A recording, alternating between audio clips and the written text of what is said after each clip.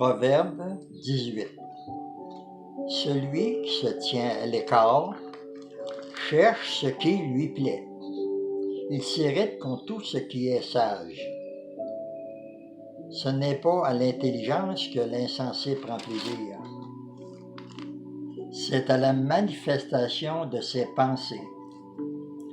Quand vient le méchant, vient aussi le mépris, et avec la honte vient l'opprobre. Les paroles de la bouche d'un homme sont des eaux profondes. La source de la sagesse est un torrent qui jaillit. Il n'est pas bon d'avoir égard à la personne du méchant pour faire tort au juste dans le jugement. Les lèvres de l'insensé se mêlent aux querelles, et sa bouche provoque les coups. La bouche de l'insensé cause sa ruine, et ses lèvres sont un piège pour son âme. Les paroles du reporter sont comme des friandises. Elles descendent jusqu'au fond des entrailles. Celui qui se relâche dans son travail est frère de celui qui détruit. Le nom de Yahuwah est une tour forte. Le juste s'y réfugie et se trouve en sûreté. La fortune est pour le riche une ville forte. Dans son imagination, c'est une autre muraille.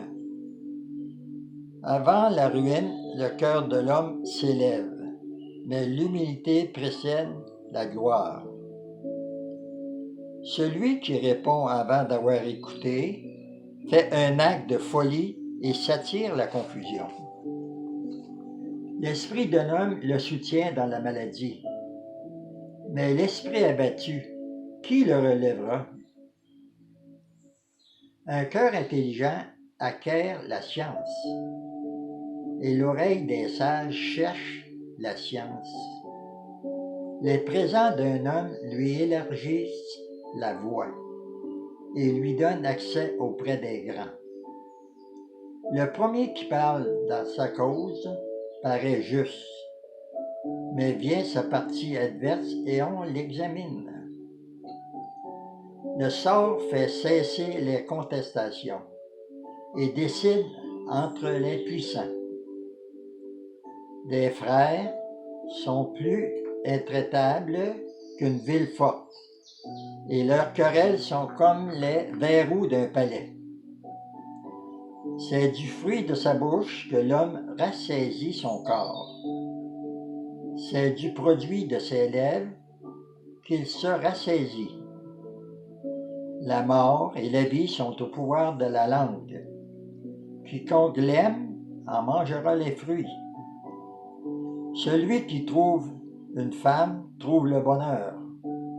C'est une grâce qu'il obtient de Yahuwah. Le pauvre parle en suppliant et le riche répond avec dureté.